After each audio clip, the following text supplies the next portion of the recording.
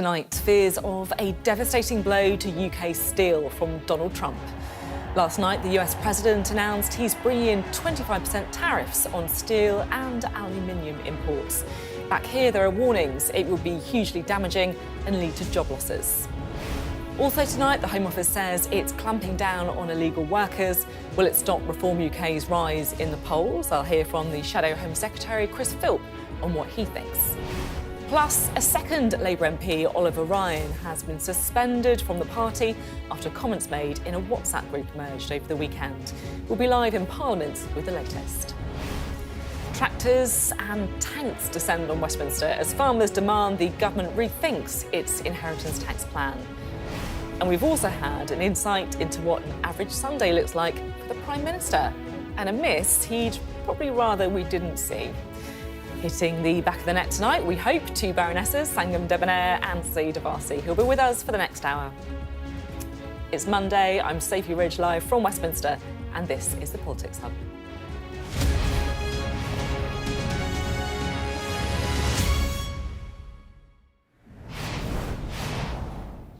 Hello, good evening. If you want to understand America, just watch the Super Bowl. The sporting spectacle, but also the celebrities, the music, the flags, the razzmatazz, the concert piano on the pitch, the halftime rap on the hood of a car, the military flyover with live cameras inside the cockpit, the glitz and the glamour, but more than anything, the unashamed patriotism. America is so similar to the UK, but in some ways so different. And right in the centre of it all, Donald Trump, the homecoming king of America, who was cheered in the stadium, which did give me some flashbacks to George Osborne, I have to say, getting booed at the London Paralympics when he was Chancellor in 2012. Stadium appearances are a high risk and often brutal test of public opinion. And this time, the president emphatically came up trumps. He used the Super Bowl platform to amplify yet another headline-grabbing policy. Any steel coming into the United States is going to have a 25% tariff. What about aluminum, sir? Aluminum, too. Yeah, 25% tariffs on steel and aluminium. It's an announcement that left the world reeling, but maybe nobody should have actually been that surprised. Tariffs, it'll be placed on them, and other sanctions, but the tariffs, I told you, most beautiful word in the dictionary. So anyone listening to what Donald Trump's been saying for the past few months might have been expecting this, right? Here's a government minister just last month speaking to Sky's Trevor Phillips about the prospect of tariffs. Let's see what actually happens. I mean, if that were to happen, I will come back and lay out the detail for you. But the point is that I don't think we're going to be in that scenario. Well, it might be a good idea for the UK government to start working out the answer to those tariffs now. If Donald Trump imposes tariffs that hit the UK, it is still an if, because it's hard to know if this is all just part of one big high-stakes negotiation. What should we do then? Should we retaliate with our own tariffs or not? Should Levi jeans and Harley-Davidson bikes be in our sights? And the main question, will Donald Trump respond best to playing hardball or playing nice? Well, at this point, it really is anyone's guess. We can speak now to James Matthews, our US correspondent, and Tamara Cohen, our political correspondent, who are here with me now. James, let's speak to you first. 25% tariffs, just explain Donald Trump's thinking. Yeah, hi, Sophie. They're a central part of Trump's economic vision. He sees them as a way to grow the US economy, protect jobs and raise taxes. Some countries are going to be hit harder than others. Canada, certainly, and Mexico, two of the largest steel exporters to the United States. The UK could well take a hit. That's been made clear by UK Steel. They're warning of a devastating blow. The US is Britain's second largest export market after the EU for steel. China, however, is at the heart of this strategy.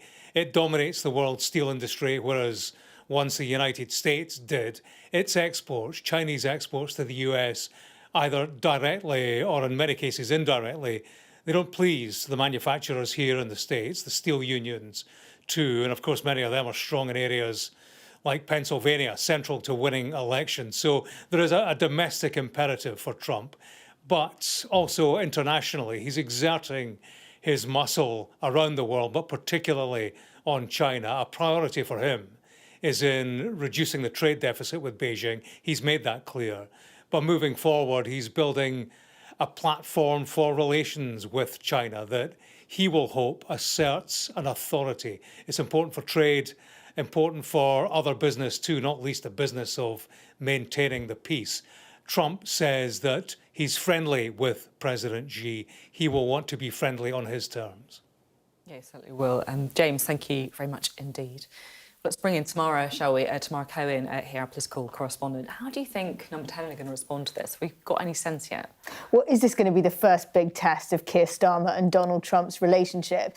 Number 10 and the cabinet ministers in the relevant posts are basically waiting to see, and they know they might know in the coming hours or overnight what the details are of this when the executive order is actually signed. And then they say they've been planning for a range of different scenarios, including this one. But on those key questions as to whether the UK might retaliate, they are so far being tight-lipped. Now, Number 10 pointed out earlier that only 5% of the UK steel exports go to the US, but the steel industry is still very worried because that's still a £400 million chunk of their revenue, and it could affect a lot of jobs. So they say it could have a catastrophic impact. Port Talbot only just had this rescue plan last year. They're already bracing for job losses.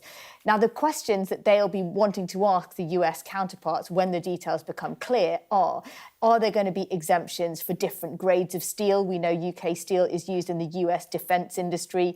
Could some of it be exempted? Could whole countries be exempted? We know Donald Trump made some warm noises about the UK and sees it in a different light to the EU. But if this is blanket tariffs across those industries, does the UK go in it with the EU, who've made very clear today they intend to respond in some way? They've put out a very strong statement saying this is unjustified and they will protect their businesses and consumers. Will Keir Starmer be forced to pick a side there? And what a job for our brand new ambassador, Peter Mandelson, who starts today trying to intervene with the Trump team to try and mitigate the worst of it. Yeah, can you imagine? What day one on the job? Tamara, thank you very much indeed. Tamara Cohen speaking to us there. Well, Donald Trump is due to sign that executive order, rubber stamping his steel tariff decision later this hour. And when that happens, if it happens, we'll bring it to you live.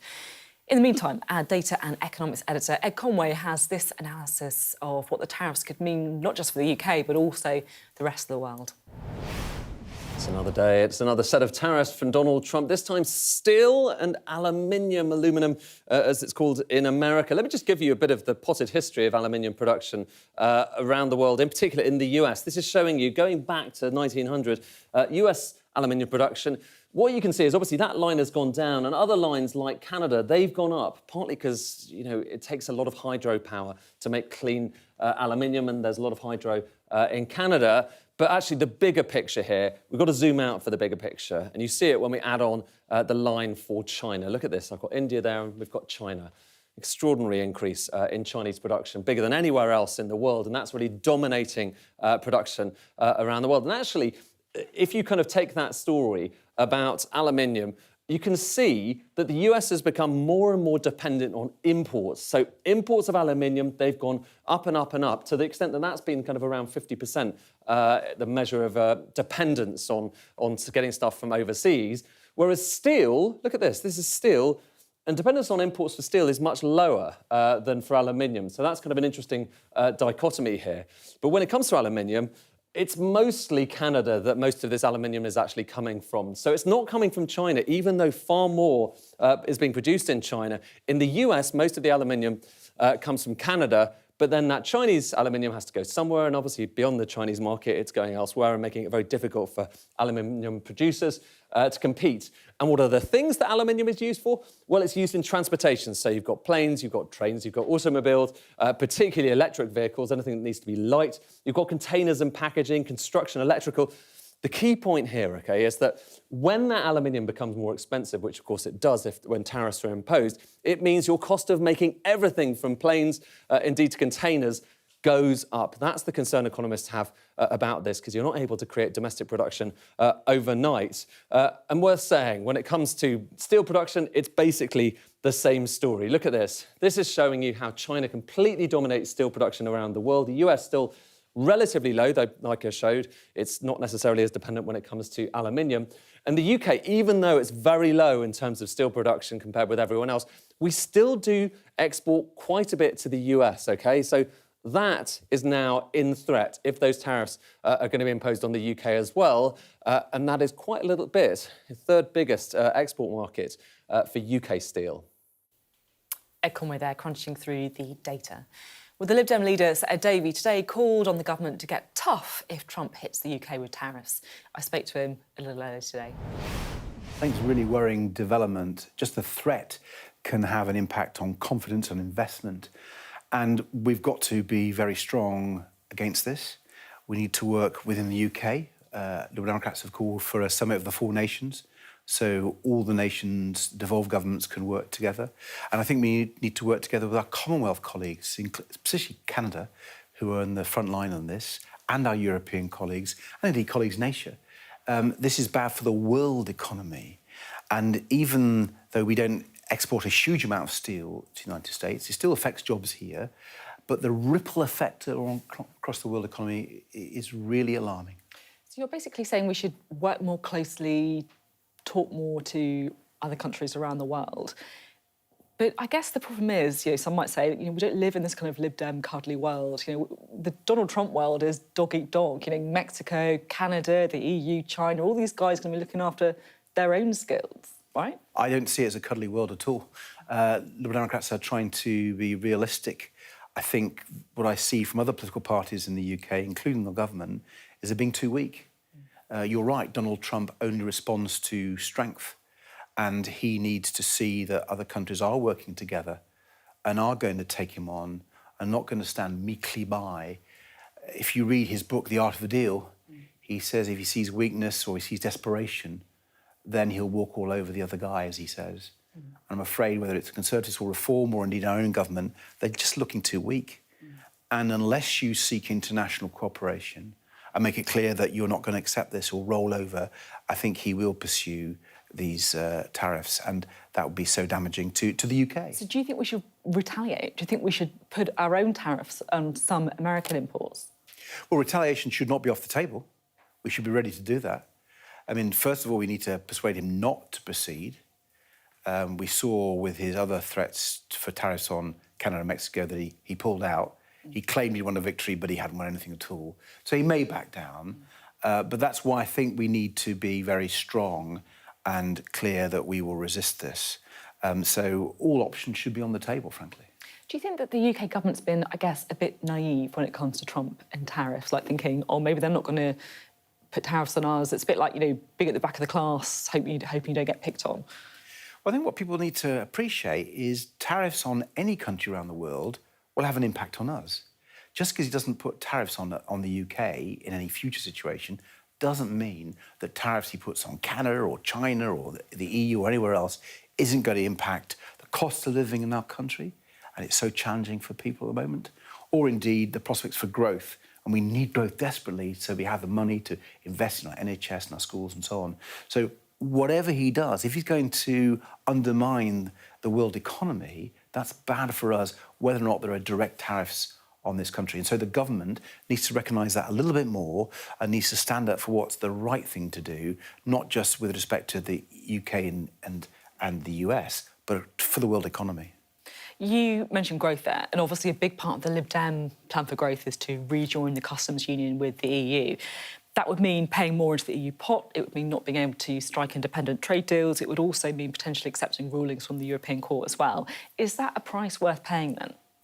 Well, the Liberal Democrats believe the UK should negotiate a customs union with the EU by the end of this decade because it would boost growth, it would reduce prices, it would take down all these awful trade barriers that the Conservatives put up and agreed to, which are hitting our small and medium-sized enterprises.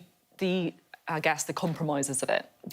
Do you think those are things that are worth paying for the increase growth? There may be a few trade-offs, and I'm happy to deal with those, but there's no doubt that overall it's hugely beneficial to our economy and to our business and to growth, and that's the key judgment you have to make. I mean, you'd kiss goodbye to a US-UK trade deal, right? Well, first of all, I don't think a US-UK trade deal is on the cards, and even if it was in goods, I'd probably be against it. I'll tell you why. The Americans and Donald Trump wants the US farmers to be able to undercut our farmers on environmental standards, on food quality. We don't want that. The Conservatives sold out British farmers with the deals to Australia and New Zealand. We don't want that again. He also, I imagine, would like American private healthcare to enter our health market and undermine our NHS. We don't want that. Now, there may be room for a US-UK trade deal on services. We could look at that, but we have to make sure it's in our interests. And the truth is, the trade deals that the Conservatives struck after we left the EU, the vast majority were just rollovers of what we'd already got. Okay. They achieved nothing. Let's get back working with our European colleagues, get down those trade barriers. Right, let's bring in a duo for the evening, shall we? The former Shadow Culture Secretary, Baroness Sangam Debonair, and the former Conservative Cabinet Minister, Baroness Sayeeda Warsi. Pair of baronesses, quite exciting. No holes barred on the show tonight. Right, Donald Trump, tariffs, trade. How do you think we should respond, Sayeeda? Well, did we think that in 2025 we would see a Republican president talking about tariffs and protectionism and a emboldened China talking about telling him not to do that? I mean, this is how crazy the world has become. Yeah. And also, let's not forget, this is an opening gambit, right, from Trump. This is part of the way he does the deal. He talks about a really big statement, as he did with Canada and Mexico, imposing 25% tariffs on both of them. He issued an executive order. That executive order has now been suspended and therefore has not been implemented. But he likes to project that he's getting things done and he's a bit of a winner. So I think, first of all, we need to understand the man and the mind that we're dealing with. And a lot of this is about showmanship. But there is no doubt, and for the last 5 decades across the world, that tariffs are bad for the world. They're bad for growth, they're bad for inflation, they're bad for jobs, they're bad for, prices for the ordinary person. So why does Donald Trump want to do it then? He says it's the most beautiful word in the English language. And interestingly, this is Someone the must same be Donald benefiting from them. This is the same Donald Trump who's trashing the Canada deal that he actually negotiated and signed. So, every single day I wake up and I try and work out what's going on in the president's head. And I realise that most of it is about showmanship. So I think we need to hold our nerve. I think Ed Davey is absolutely right. We need to find coalitions and partners across the world. We need to stand by the world and the rules of sanity on making sure that protectionism does not come back in and that trade tariffs across the world are not reimposed. All of these debates are going to be going on in Number 10 right now. They're going to be working out how to respond. They obviously thought that they had a good relationship so far with Donald Trump, but this feels like quite a critical kind of juncture. How do you think Keir Starmer should be handling it? Well, I think that what Keir will be doing, because he's a man of great thoughtfulness and preparedness, is he will have been thinking about this for some time. You wouldn't expect a government minister to declare 2 or 3 months ago or 6 weeks ago, whenever it was, the clip was that you showed of Darren Jones with Trevor Phillips, to declare our hand. There's an awful lot of trading that needs to go on here and positioning. And Sayeeda's absolutely right, there's showmanship here. And you can't respond to showmanship with yet more showmanship. This is also bad for people who want to buy a car. And I think, watching Ed Conway talk about what those raw materials do, it's always a pleasure hearing Ed talk about raw materials. I love it. It's always the highlight of my programme as well, to be honest. The man knows how to make it concrete. And I think that's at the risk of talking about yet another raw material, which is concrete. Steel and aluminium are used for the defence industry, for cars, for things that people actually want to buy in America. But it's also true that they are also used in things that might be made in America that we might want to buy. So in the end, the people who are right at the end of this are the consumers who are dealing with a cost of living crisis in this country. And I expect, and I'm absolutely sure that's what will be happening, that Keir Starmer and his cabinet will have already thought through some of the options and will be thinking about what to do next. I know that Keir has the interest of working people in this country at his heart. That's what gets him up every day in the morning. I also worry about the effect on all of our combined mental health if we have to spend the next 5 years, 4 years thinking about what's Donald Trump going to come up with next, because he said he's going to flood the zone, and flooding the zone means coming out with a flurry of announcements on social media before he's even had breakfast, which is never a good idea. Eat your porridge first. It's great advice, that eat your porridge first. Love it, exactly. I get the sense neither of you are kind of natural Donald Trump fans, I think it's probably fair to say. But I was quite taken by the cheering he got at the Super Bowl, which is often quite a good kind of litmus test of politicians. Do you think that he has actually, you know, he's, as you said, there's a lot of showmanship, but he's won a few deals, he's made some waves. Do you think it's going down pretty well with the American public? I think if you're not really particularly that bothered about delivering, it's just about making people feel good, then you can be a great politician. If you know that you don't really have to be wedded to the truth, or you don't have to be wedded to rules, or you don't have to be wedded to principles, or you don't have to be wedded to values, my God, you could stand up every day and make a speech that makes people feel good. It doesn't change their lives. And in the end, this is a second term for him, and at the end of this, he just wants to go out thinking and feeling like he's a winner. And that will all be about the rhetoric rather than the delivery. And unfortunately, you know, I've spoken about this, this is the basis of culture wars. It's about making people feel like you're going to do the right thing on issues that in the end have a detrimental impact on their lives. And the very people who unfortunately are probably cheering for him are the very people who will suffer, because when, you know, if he imposes tariffs on Canada and Mexico, it's fruit and veg as well as steel and aluminium and everything else. It's the daily things they buy to live their daily lives, which will be impacted by this, that will become more expensive. Very quickly. And well, they're about to find out, and I think that's the problem. Is people often won't understand what tariffs mean for their daily lives, because why would you? But if the cost of what you need to buy every day goes up, you understand that, and he's going to have some explaining to do. And it just goes to show, if it's about showmanship, it's about his show. We've got to see what happens to working people, and I don't think it's going to be pretty. Inflation is always the killer Yeah, at the election box. It is true. Thanks both very much indeed. You're watching the Politics Hub. Coming up, the government announces the fruits of a crackdown on illegal migration, but is warned not to try to out-reform Reform UK. We'll have more next.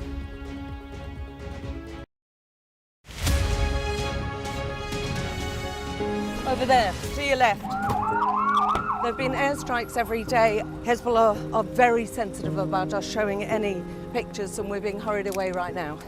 It felt akin to riding into some sort of Armageddon. Many other areas have been hit badly. There are shells coming in every few minutes. Hear that whistle and that crunch? We know that they're coming from the south of the city, where there's a column of Russian armoury. I'm Alex Crawford, and I'm Sky's special correspondent based in Istanbul. It's trying to hit us. That's it. It got us then. There's a lot of action going on. A lot of heat still. We were the first journalists and the only outsiders to reach the site of the attack several weeks after it happened. We found from the missile. It's very difficult to see what around here could be conceived of as a legitimate military target. Only about half a mile from the Turkish coast, a boat seriously overcrowded. This is one of the most severe viruses in the world. Clearly not had very much to eat at all, a lot of them extremely thin and very frail. Look at that sheet of flames, and that has happened within minutes, and now it's coming from both sides, and it's moving this way. The world's largest falls now down to a trickle in places. I can't imagine how much plastic is lying at the bottom of this huge lake. Whoa! Getting up close and personal with a rhino. This is what makes the job so fantastic. Weeknights on Sky News. This is your chance. Tell people. Welcome to the Politics Hub. Our police force has apologised. If you want to find out about Grimsby, you come to the docks. I'm live in Jerusalem. Are you not concerned that that could lead to all-out war? Hello there, good evening. There are fears of an upsurge in violence. What's at stake here? You are watching the press preview, a first look at the front pages as they arrive. Hello, welcome back. The government today announced the fruits of its efforts to deport foreign criminals and illegal migrants, as the Home Secretary said that it should be governments, not gangs, who decide who enters the country. Here's our political correspondent, Rob Powell.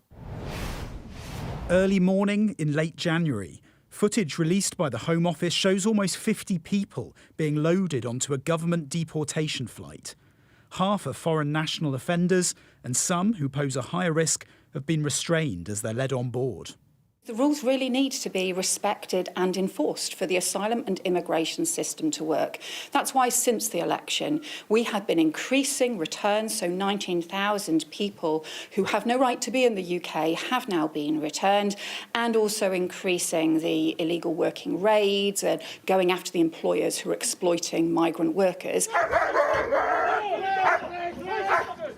This is what those raids look like, with a record number of arrests now resulting from them, all aimed at discouraging illegal migration.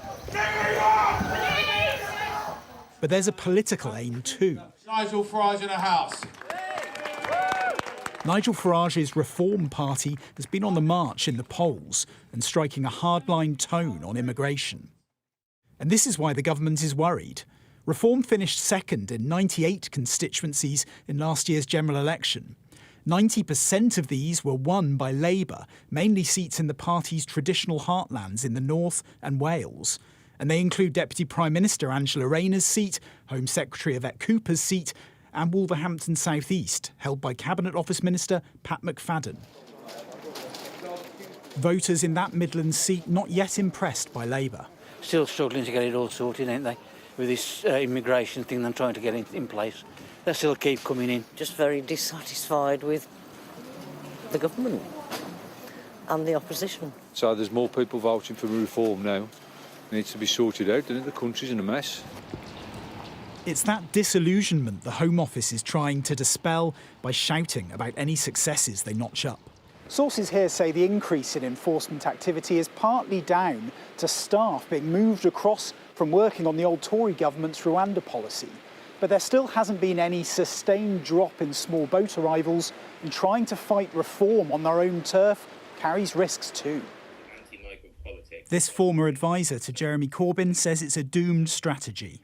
Labour aren't going to out-reform reform. It isn't a vote-winning strategy. If you shift further and further into anti-migrant politics from the centre or the so-called centre-left, you don't reduce the salience of those issues, you drive them up.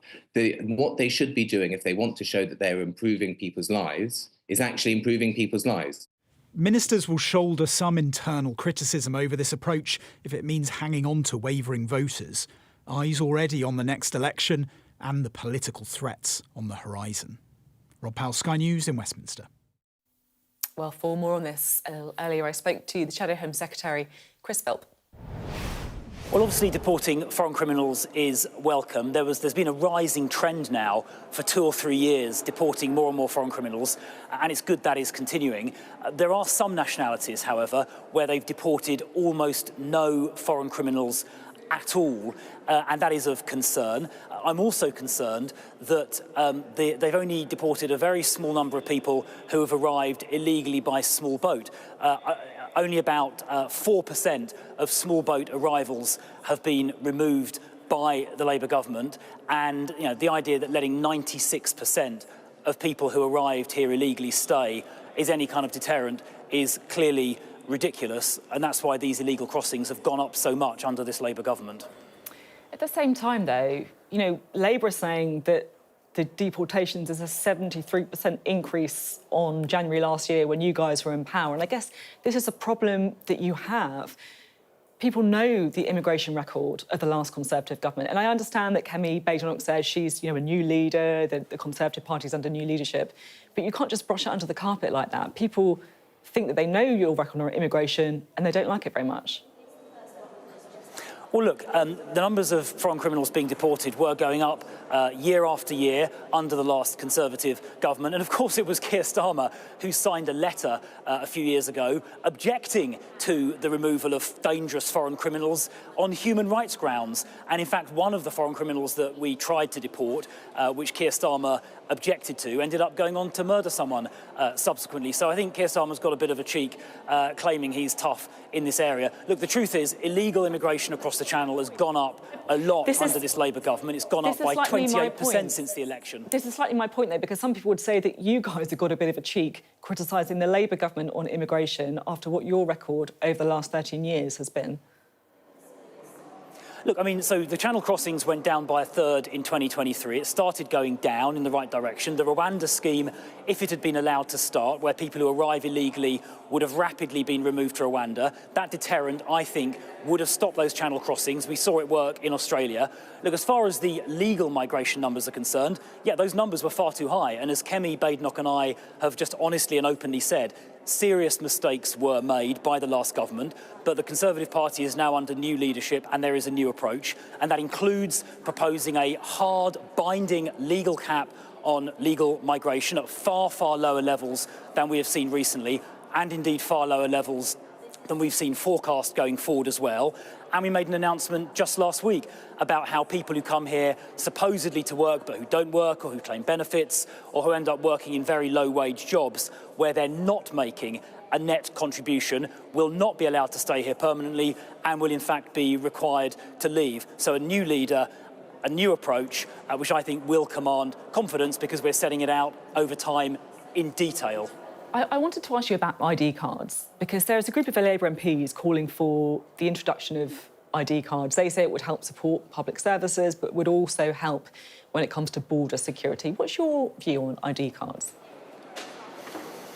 Well, I think, universal compulsory ID cards, there are issues concerning like civil liberty, which I think people might be worried about. But I think if somebody is going to be, working or trying to access public services, then it is reasonable that they prove their identity. I'm concerned about people accessing benefits who aren't entitled to, who have never paid tax. So I definitely, would be happy to look at proposals which stop people, as I say, taking the British taxpayer for a ride.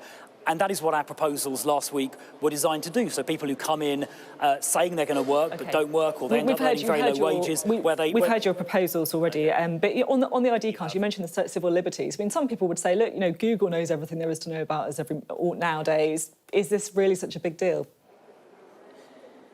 Well, I think, look, if there are proposals, we'll obviously study them carefully. There is a balance between civil liberties and enforcement. But as I said a second ago, we do need to make sure people who are here potentially illegally don't end up abusing the system by, for example, claiming benefits, illegally working, accessing the NHS when they shouldn't do so. And I'd be happy to constructively study any proposals which clamp down on that, because we don't want people here illegally doing any of those things. In fact, people here illegally should obviously be removed urgently.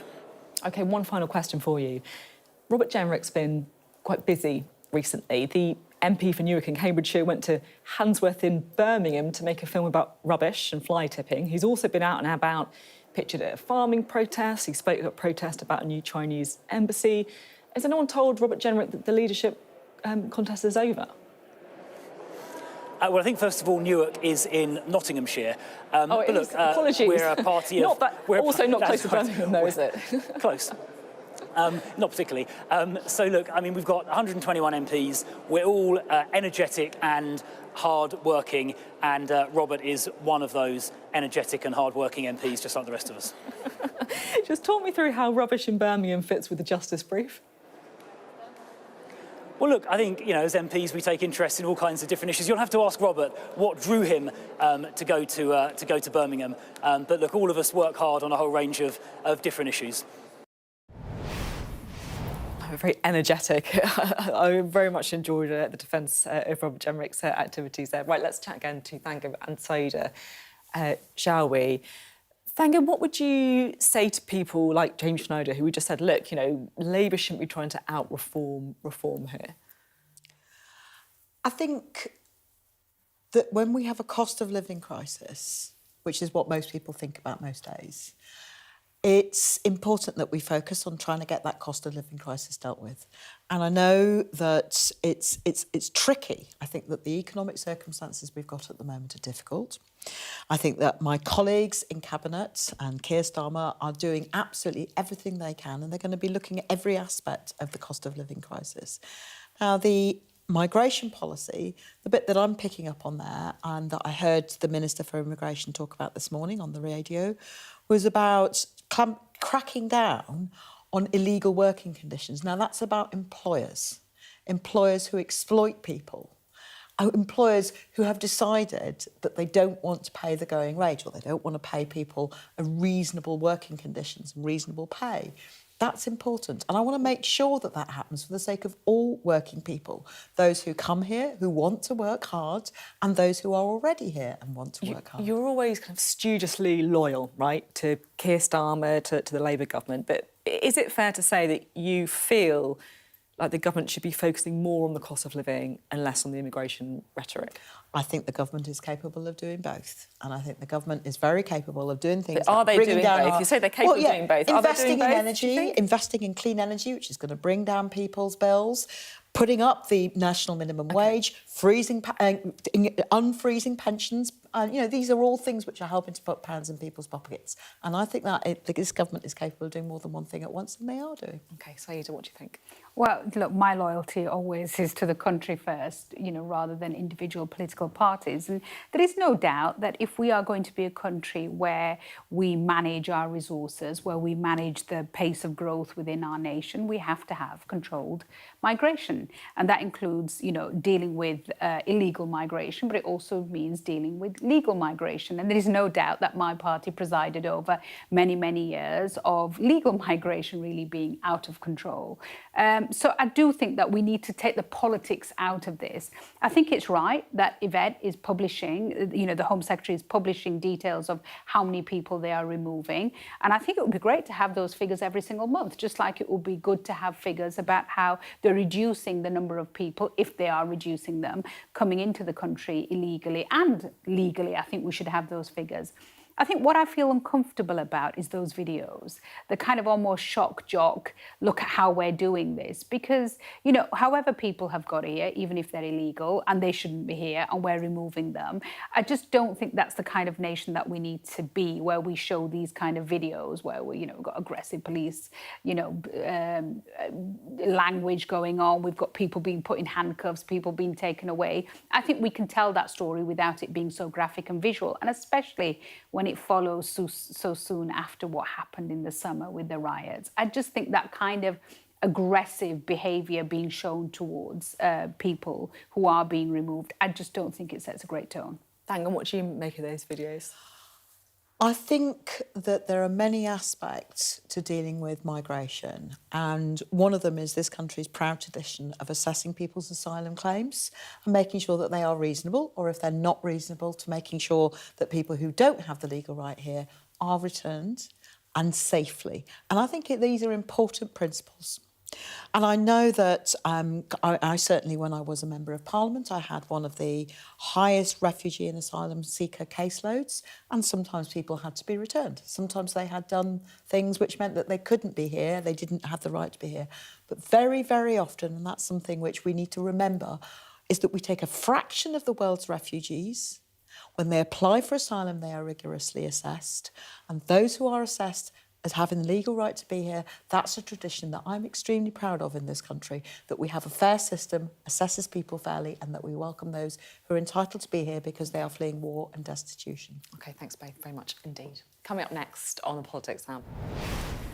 A second Labour MP is suspended as the party investigates offensive messages on a WhatsApp group. We'll have the latest from John Craig.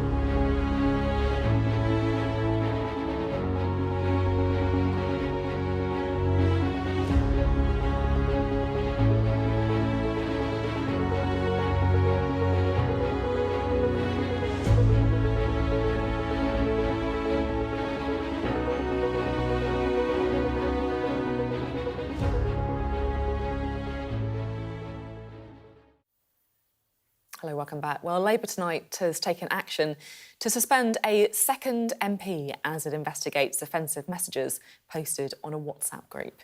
Our chief political correspondent, John Craig, is in Parliament's central lobby. John, what's been going on? Well, what happened was that Oliver Ryan, who is a young MP, 29, one of the youngest, won Burnley from the Tories last year.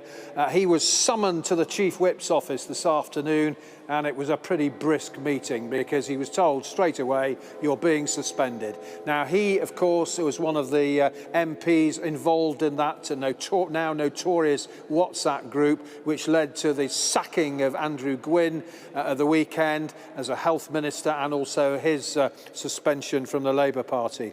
Let me read you the statement about Oliver Ryan, which was issued after his very brief meeting with Sir Alan Campbell, the Chief Whip, when he told he was suspended. As part of our WhatsApp group investigation, Oliver Ryan has been administratively suspended as a member of the Labour Party. As soon as this group was brought to our attention, a thorough investigation was immediately launched, and this process is ongoing in line with the Labour Party's rules and procedures. Swift action will always be taken where individuals are found to have breached the high standards expected of them as Labour Party members. Now, a couple of points about that statement. It talks about investigation being started as soon as the matter was brought to the party's attention. Well, that was Saturday, and also the fact that he has been suspended from the party, not just from the Parliamentary Labour Party, hasn't just lost the whip, suspended as a member of the party. And he was informed of the Chief Whip's decision more or less immediately. It happened this afternoon, just before the regular Monday night meeting of the Parliamentary Labour Party.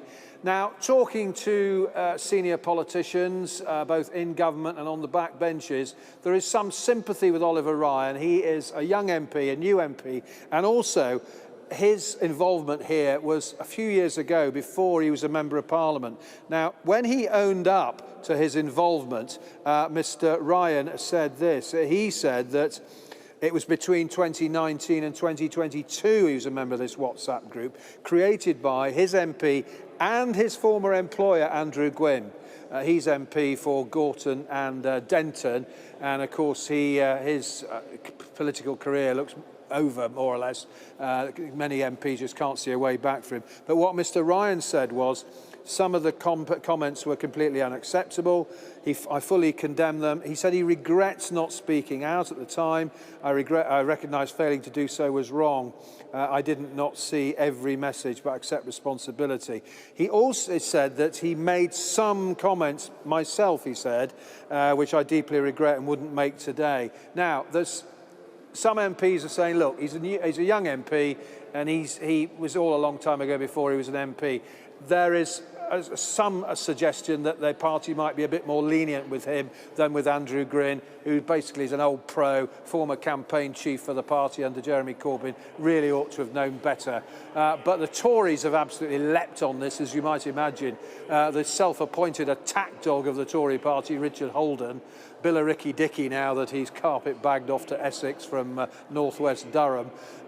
He's shadow paymaster general now. He's talking about how deep the rot is in the Labour Party now after two MPs have been suspended for what he calls vile messages, and he says that Sir Keir should expel them. Well, it may come to that, but at the moment they're suspended. I can tell you that up in Burnley, the Liberal Democrats are already licking their lips at the possibility of a by-election there. It's a seat they used to hold. But haven't reached that stage yet. It's suspensions at the moment. Investigations are ongoing. I'm told the Labour Party has got acres and acres of transcripts that they're ploughing through. Not a very nice job for someone, but anyway, Oliver Ryan joins Andrew Gwynn in being suspended. Mr. Gwynn, of course, has been sacked as a government minister. OK, John, thank you very much indeed. Well, that story is sure to feature in tomorrow's papers. We'll have our extended press preview from 10:30 this evening with tonight's news and tomorrow's headlines. Joining us will be the political editors of The Sun and The Guardian, Harry Cole and Pippa Creer. Right, let's chat to Saida and Thangam, shall we? Any sympathy here for this story? I mean, this is Westminster's worst kept secret. There are so many WhatsApp groups in Westminster, both, you know, kind of parliamentary ones, parliamentary with officers involved, you know, all sorts of people. I mean, I stay off most WhatsApp groups. And the rubbish that goes on them. First of all, I mean, the lack of connection between people's brains and fingers just astounds me when it comes to WhatsApp groups. And this is, by the way, not a party political issue. Every political party has this problem. I mean, in fact, you know, my political party, you know, my party has been told so many times about the kind of things that go on these groups and the kind of things that people say. Every political party has amongst it people who have not very nice views and sometimes choose to vocalise them stupidly in WhatsApp groups. The issue is, how does that party deal with it? And I think we have to give Labour credit for suspending these individuals and for saying there will be a process. And I want to see this across the whole of Westminster, because often these comments are misogynistic, often they're homophobic, often they're racist, often they're Islamophobic, often they're anti-Semitic. And we have to start saying very clearly, Parliament cannot be a place where people can hold these kind of views. Thangam. Well, I have to agree with Saida, and I think, you know, first of all, I salute the work that she's done in exposing some of what you've just talked about there, and I think that's... In Westminster, there is a school of thought which says, well, if Westminster's truly representative, you would expect to get the representatives of the best and the worst. I have a higher expectation of people who stand for elected office. I think we should be held to high standards of behaviour. I think the public has a right to see those standards upheld. I'm glad that the suspensions have taken place, because certainly from what we know so far, this wasn't just room for error or room for doubt. I think it should be an elementary rule of politics that you are expected to hold the highest standards of behaviour and that you should be held to account no matter which party you are from. OK, thank you both very much indeed. Now, farmers brought Westminster to a standstill once again today as they renewed their protests against the government's changes to inheritance tax. Inside Parliament, MPs have been debating an e-petition with around 150,000 signatures, calling on the government to keep the current inheritance tax exemptions for working farms. Here's Sky's Dan Whitehead. Back in town, bringing Westminster to a standstill. With inheritance tax firmly in the firing line, farmers from across the UK descended on Downing Street in their latest demonstration against plans they feel could destroy British farming. Well, I have 3 sons coming through, and, you know, I'm just worried there's going to be nothing left at the end of it for them, you know. The parts of the farm may have to be sold off, to pay the tax. We just want to feed the nation. We don't want to be millionaires. We just want to carry on farming and let our kids and the next generations do that. Do you feel that there's a risk that you won't be able to be involved in your parents' farm? Potentially, yeah. If this carries on, for sure. And how do you feel about that? It's scary. It's scary what the future holds. 150,000 signed a petition against the government's plans to introduce a 20% inheritance tax on farms worth over £1 million. There have been 4 or 5 of these big farming protests over the last year. The government isn't budging, but the thing is, neither are they. And every time, it's a bit louder and a bit bigger. The question is it enough? We will continue, and every time we come back, and we will get bigger, and we're getting more united, and we will continue all the way along. We're at the beginning of a parliament. So I'm not going to be put off by the government still saying the lady's not returning. There is talk of the threshold being increased to £10 million to help smaller farms, something government sources deny. They insist the current plans are fair and balanced. But Reform leader Nigel Farage and all opposition parties are making capital out of this issue. These people are not going to stop. And if you understand that, then you recognise the government are the ones that are going to have to stop. As Parliament debated the issue, farmers watched on in the rain. This is as much about where our food comes from as it is complicated tax arrangements. For Tom and son Bert, it's also about ensuring the next generation has a chance to farm.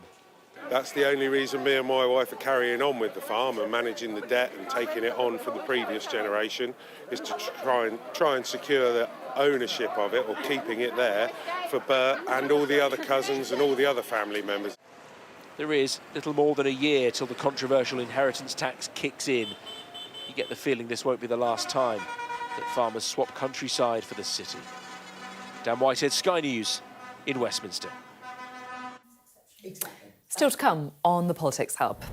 As the Prime Minister's football exploits are plastered over the morning front pages, how hard is it for politicians to keep up their hobbies when they enter high office? Coming up on the UK Tonight at 8, hundreds of farmers and their tractors bring Westminster to a standstill. We'll hear from one of them about their continuing inheritance tax protests. Plus, I'll be joined by a man who says he feels like he's been cured after a groundbreaking new Parkinson's treatment. And the playground in Northumberland, where more than 170 unexploded World War II bombs have been discovered. All that and much more on the UK Tonight at 8.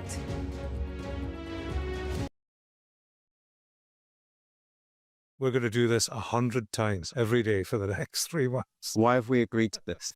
Raises many questions about many things. Actually seeing people impacted, she was so upset. It was powerful. They kind of couldn't believe they were being berated here. Very much on my terms, I think was the subtext. News happens fast around Donald Trump. It was a kind of wow moment. Yeah, that's what it feels like, doesn't it? It's Trump world, and we just live in it. So, where next? Follow Trump 100 wherever you get your podcasts. I'm David Blevins, and I'm Sky's senior Ireland correspondent. It takes 60 minutes to cross the Irish Sea. It took the British monarchy a century. I've spent 30 years reporting the journey from conflict to peace. The political parties of Northern Ireland have reached agreement. If there's anyone who might know how to fix Northern Ireland's devolved government, it's the American architect. Changes in circumstance require changes in approach. The end of the political stalemate, the start of a new chapter for Northern Ireland. I confirm that I am willing to take up the office of First Minister. My election to the post of First Minister demonstrates the change that's happening on this island. Catholics and Protestants on different sides, now facing the same threat. If we both contract COVID-19 and end up in hospital, religion's nothing. People here are adept at finding hope amid adversity. That's the spirit of a place that punches way above its weight. We help you understand the world with us. A toxic blue-green algae now poisoning Loch Ness. It's breaking your heart what has happened here. It is. This is a vital resource, a national treasure, now fighting for its very life. They are effectively surrounded by Northern Ireland, and that makes this the most unlikely of international frontiers. If there's a hard border, I think it'll cripple the country. Winter is coming. Welcome to Winterfell. It's an iconic location in this globally acclaimed drama. Ophelia was the most powerful hurricane this far east in the Atlantic on record. Sky News, the full story first. Hello, welcome back to the Politics Hub. Now, politics is a brutal business sometimes, but perhaps not quite as brutal as Sunday League football, as the Prime Minister found out when a picture of him head in hands after missing a penalty was plastered all over some of the front pages today. Now, our Deputy Political Editor, Sam Coates, has done a bit of digging into this, and it turns out the photographer who took them is Jeremy Selwyn, who is actually a very experienced snapper here in Westminster, who tracks down Keir Starmer on weekends, depending on his government diary and whether Arsenal are playing at home. Right, let's have a chat, shall we, to the duo, because I love this. I love this, the sort of the natural to spare. It's quite hard, though, isn't it, to maintain any hobbies if you're in number 10? I mean, it must be tricky. I mean, I've never been in number 10, but I am glad that Keir is playing football on a regular basis. I think it's important for every politician to have hinterland, to have ways that they just do stuff, to be able to, you know, enjoy running around a football pitch. Wouldn't be my idea of fun. Really wouldn't. I think that's a matter of public record. But however, it's keeping him fit, it's giving him an outlet. And I love this picture, actually. I think it shows that is a human reaction to feeling like you've let your side down. I think a lot of people probably I love it. Loads way. of people relate to that picture, Yeah, surely. It's true. I mean, that picture happened because he missed a penalty, but and rather than focusing on the penalty, what's impressive is, I mean, how old is Keir? In his early 60s? The fact he still goes out every weekend and plays football, or, you know, I just think that's a great sign. It's a great sign to say, you know what, this is the way we should be living quite hardcore, either side, right? It's a lot of running. It's a lot of running. A lot of running. So what was your switch off then? Was it cello, was it? Yeah, still play the cello, and I do go running, but not up and down a football pitch. No. Weight training. Weight training. Yeah. Well, actually, we've spoken about this before. Yeah, we have. We have. This is I great. mean, when I hit menopause, it just became the moment when I thought I really need to know how strong this body can be. So, really impressed with my 240-kilo leg presses at the moment. That's good. I mean, I don't actually know what that sounds impressive to me. But it sounds impressive. It sounds a lot. It sounds a lot. I hope my PT is listening in. I love it. That's very good. That's very good. And we've had, I mean, it's not unusual, I guess, is it, for, prime ministers? I'm thinking about, Theresa May and her cookery books. Boris Johnson was always out on his bike, wasn't he? Tony Blair had a band, didn't he? Oh, he did? I think so. Although was that when he was in number 10? I can't remember. Maybe not. But he did music, right? Politicians need hinterlands. It's important. Everybody does. Absolutely everybody does. And it's a way of keeping fit is the one I am really admiring for. Yeah. It looks like he's in trim there. Yeah, and it's the hardest thing to do. You're working crazy hours, you're eating at crazy times. To be able to exercise is just, something that's it's important. I'm the ultimate at making excuses for not doing exercise, but I am going to try and do the weight training. I've said it on TV now. Let's see if it happens. Inspired. I'm inspired. That's it from us tonight. I'll see you tomorrow at 7. Up next, it's the UK to know.